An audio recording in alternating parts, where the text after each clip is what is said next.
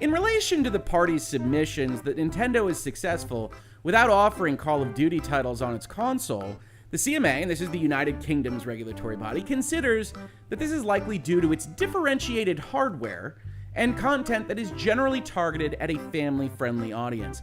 The CMA believes that the availability of a few games exhibiting violence, such as Postal Redux, does not undermine its conclusion that most of Nintendo's content appeals to a different customer segment. For Nintendo, adding a violent first-person shooter game like Call of Duty to the host of titles available to play on the Switch would be an uncommon departure. Hold that note.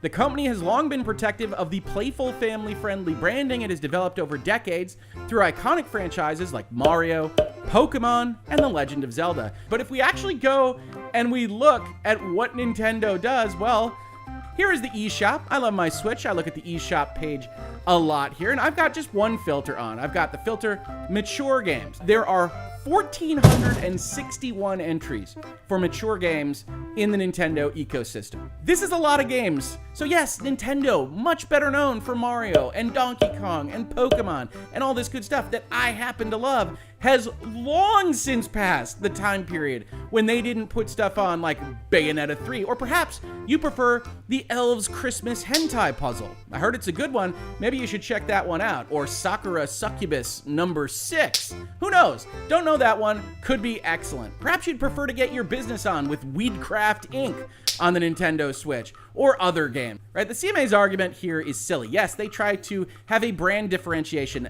They prefer family-friendly games, and that's what they make individually, but they certainly fund non-family-friendly games outside of the Nintendo wheelhouse. By the time you say a violent first-person shooter game like Call of Duty would be an uncommon departure, and you don't go and you find Doom on their system already, or however many various Japanese cartoon girls games that are already on the Nintendo eShop, I don't know that you're doing the research necessary to have a good conversation about this.